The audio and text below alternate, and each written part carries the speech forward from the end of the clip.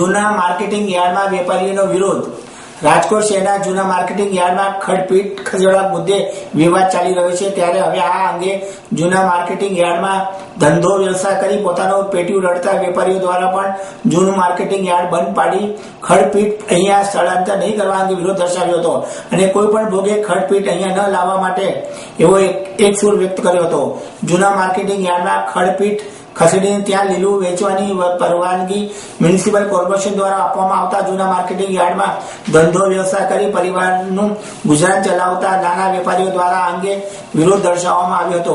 આજે જૂના માર્કેટિંગ યાર્ડના વેપારીઓ દ્વારા યાર્ડ બંધ રાખી વિરોધ દર્શાવવામાં આવ્યો હતો અને જણાવ્યું હતું કે જે રીતે જૂની ખડપીટ પાસે ટ્રાફિકની સમસ્યા સર્જાતી હોવાથી આ જૂના માર્કેટિંગ યાર્ડમાં ખડપીટ ખસેડવાનો નિર્ણય કરવામાં આવ્યો છે, તે જ રીતે આવતા દિવસોમાં જો મટન માર્કેટ પાસે પણ ટ્રાફિકની સમસ્યા સર્જાય તો શું મટન માર્કેટ પણ જૂના માર્કેટિંગ યાર્ડમાં ખસેડી દેશો? આવા આકરા આક્ષેપો વચ્ચે જૂના માર્કેટિંગ યાર્ડના વેપારીઓ દ્વારા અહીંયા ખડપીટ નહીં ખસેડવા અંગે વિરોધ દર્શાવ્યો હતો। તેમજ આ જૂના માર્કેટિંગ યાર્ડમાં ખડપીટ ખસેડવામાં આવશે તો આ લોકોના ધંધા રોજગાર પર અસર થશે તેવી સૌ વેપારીઓ દ્વારા ખડપીટનો વિરોધ દર્શાવ્યો છે કે રાજકોટમાં જ્યાં ખડપીટ ચાલુ છે એનું સ્થળાંતર કરવા માટે રાજકોટના કમિશનરે અમને આનામાં ખડપીટ આપવા માટે પ્રયત્ન કરી રહ્યા છે, એમનો અમારો સંપૂર્ણ વિરોધ છે। એ લોકો એમ કહે છે કે જગ્યાની સકડાશ અને ટ્રાફિકને કારણે આ ખડપીટ ખેંચવાનું થયું છે, તો હું એ કહેવા માંગુ છું કાલ સવારે તમે એમ કહે છો કે રાજકોટની મટન માર્કેટમાં ટ્રાફિકનો પ્રશ્ન થાય છે, મટન માર્કેટમાં સકડાશ થાય છે, તો શું એ મટન માર્કેટ અહીં મોકલે તો અમારે સ્વીકારવી? અમારે ધંધો કરવો છે, ધંધામાં આ લોકો શક્ય ન હોય, એટલે ખડપીટનો અમારો સંપૂર્ણ વિરોધ છે। રાજકોટ જૂના માર્કેટિંગ યાર્ડના બધા વેપારીઓ તથા નવા માર્કેટિંગ યાર્ડના બધા વેપારીઓ અમારી સાથે છે, મજૂર ભાઈઓ અમારી સાથે છે, રિક્ષા એસોસિએશનના બધા મિત્રો અમારી સાથે છે, તથા આજુબાજુના રહેવાસીઓની સોસાયટીવાળા બધા મિત્રો અમારી સાથે છે। જ્યાં સુધી અમને આમાં ન્યાય નહીં મળે ત્યાં સુધી સંપૂર્ણ રીતે માર્કેટિંગ યાર્ડ બંધ રહેશે અને વેપારી રીતે અમે વિવેકથી આંદોલનને અહિંસક ચાલુ રાખશું। રોડા દ્વારા demolition. Rajkot urban development authority દ્વારા રોડ અંતર્ગત આવતી જામનગર રોડ ઉપર જમીન ઉપર દબાણો કરી લેવામાં આવ્યા હોય અને આ દબાણો દૂર કરવાની કામગીરી હાથ ધરવામાં આવી હતી। ખાસ કરીને માધાપર ચોકડી નજીક એક મોટો લોકડો પસાર થતો હોય, આ લોકડો ઉપર ખડકી દિવાલા 3 મોટા રેસ્ટોરન્ટ તેમજ સ્વામિનારાયણ મંદિરની મોટી દિવાલ અને મુખ્ય ગેટ તેમજ આજુબાજુમાં આવેલા વર્ષો જૂની સોસાયટીમાં 13 જેટલા મકાનોમાં થયેલ દિવાલો સહિતના બાંધકામો ડિમોલેશન કરી દૂર કરવામાં આવ્યા હતા। હાલ ચોમાસાની ઋતુ હોય, હાલ પ્રવૃત્તિ સોસાયટીની દિવાલો અને પાર્કિંગ એરિયા દૂર કરવામાં આવ્યા છે। બાકીનું ઓરડા સહિતનું ગેરકાયદેસર બાંધકામ દૂર કરવા માટે અસરગ્રસ્તોને મુદત આપવામાં આવી છે, જેથી કરીને ચોમાસા દરમિયાન તેઓ પોતાની વૈકલ્પિક વ્યવસ્થા ઉભી કરી શકે અને બાકીની કામગીરી ચોમાસા પછી કરવામાં આવશે તેવું અધિકારી દ્વારા જણાવ્યું હતું। રૂડા તંત્ર દ્વારા ડેમોલેશન પ્રક્રિયા હાથ ધરવામાં આવતા ગંધો સોસાયટીના રહીશો એકઠા થઈ ગયા હતા અને રહીશો દ્વારા એવી રજૂઆત કરવામાં આવી હતી કે જે ડેમોલેશન કરવામાં આવી રહ્યું છે તે અંગે એક પણ પ્રકારની નોટિસ તંત્ર દ્વારા આપવામાં આવી નથી। નોટિસ વિના જ બાંધકામ તોડી પાડવાની કામગીરી હાથ ધરવામાં આવતા રહીશોમાં ભારે રોષ ભભૂકી ઉઠ્યો છે। આ અગાઉ સ્વામિનારાયણ મંદિર દ્વારા વકડો બંધ કરી દેવા મુદ્દે કલેક્ટરને રજૂઆત કરવામાં આવી હતી અને ત્યારબાદ આજે તંત્ર દ્વારા અચાનક ડેમોલેશન શરૂ કરી દેવામાં આવતા રહીશોમાં ભાઈ રોષ ભભૂકી ઉઠ્યો હતો અને આ અંગે તંત્રને રજૂઆત કરવા રહીશો દ્વારા તજવીજ હાથ ધરવામાં આવી છે। અત્યારે જે જામનગર રોડ ઉપર અને BRTS રોડ છે માધાપર ચોકડી, ત્યાં જે નેચરલ વોટર બોડી છે જે ઓંકળાઓ બે આવે છે એના ઉપર ઇલીગલ કન્સ્ટ્રક્શન થવાને કારણે એ આખું પુરાણ થઈ ગયું હતું। એના કારણે જે ચોમાસા દરમિયાન સામાન્ય 1.5 ઇંચ વરસાદ પડે તો પાછળની સોસાયટીઓ અને માધાપર ચોકડી ઉપર 3 થી 4 ફૂટ જેટલા પાણી ભરાઈ જતા હતા। એ પરિસ્થિતિ બીજી વાર ના થાય એટલા માટે ટોટલ સ્ટેશનથી માપણી કરી અને જેટલા પણ આવા ઇલીગલ કન્સ્ટ્રક્શન છે એ તમામને નોટિસ આપી અને આજે એ દબાણો દૂર કરવાની કાર્યવાહી ચાલુ કરવામાં આવેલ છે। અત્યારે 3 રેસ્ટોરાં હતી અને 5 જેટલા કોમર્શિયલ છે દુકાનો કહીએ એ હતા અને 13 મકાનો છે।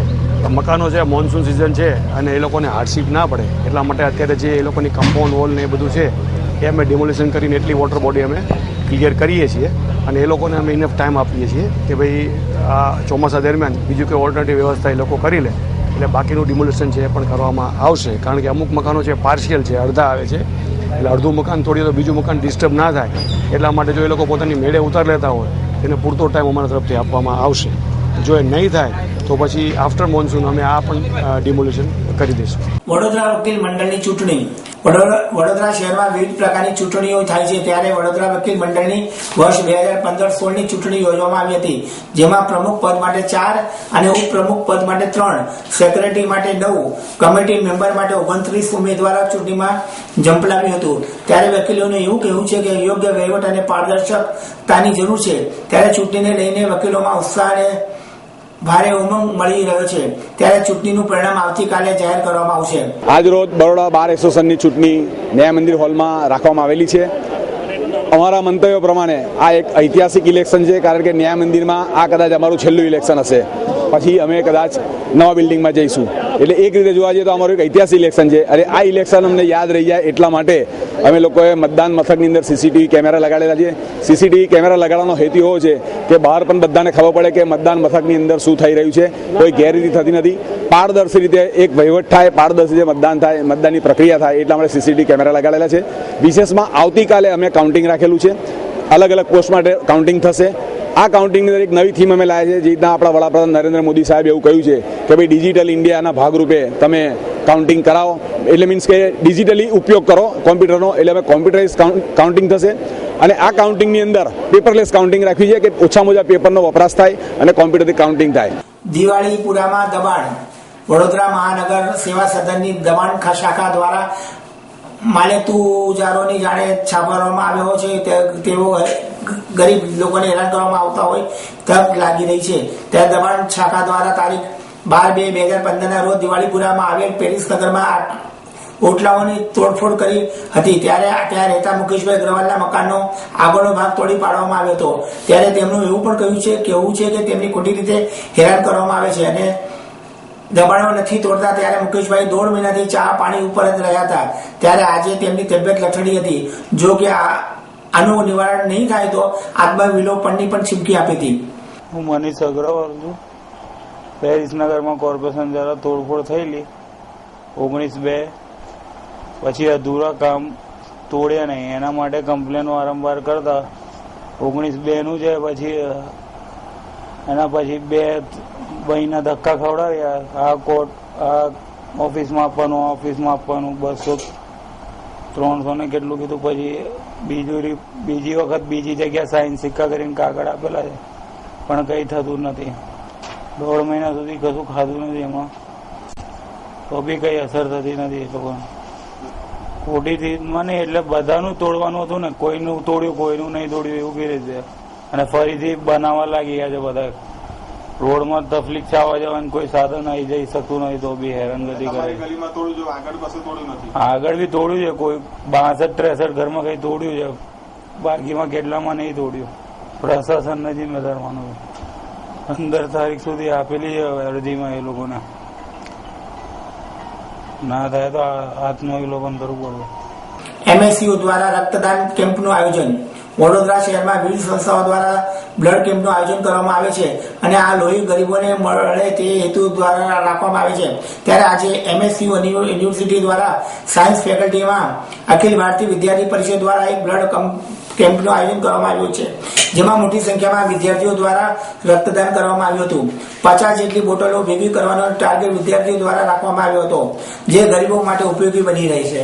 આજે અખિલ ભારતીય વિદ્યાર્થી પરિષદ એટલે કે ABP વડોદરા મહાનગર દ્વારા સાયન્સ ફેકલ્ટી ખાતે બ્લડ ડોનેશન કેમ્પનું આયોજન કરવામાં આવ્યું હતું.